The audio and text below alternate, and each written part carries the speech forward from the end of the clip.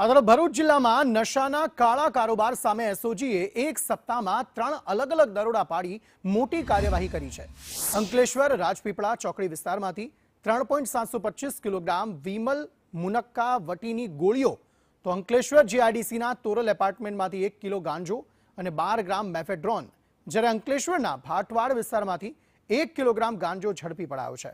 આમ ભરૂચ એસઓજીની સતત કાર્યવાહીને પગલે જિલ્લામાં નશાના ગેરકાયદે કારોબાર સાથે સંકળાયેલા તત્વોમાં ફફડાટ ફેલાયો છે। ત્યારે હાલ પોલીસે ત્રણેય કેસમાં એનડીપીએસ એક્ટ હેઠળ ગુનો નોંધી વધુ તપાસ હાથ ધરી છે।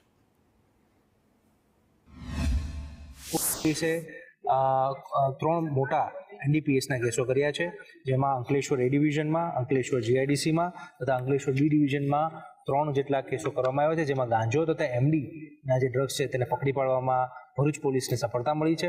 જેમાં એક રીતે જોઈએ તો એક કેસમાં જે છે એમાં 2,66,000નો મુદ્દામાલ મળી આવ્યો છે, બીજામાં 93,000 જેટલો મુદ્દામાલ મળી આવ્યો છે અને ત્રીજા કિસ્સામાં જે છે એ 60,000 જેટલો મુદ્દામાલ પકડી પાડવામાં આવ્યો છે અને એમાં કાયદેસરની કાર્યવાહી કરી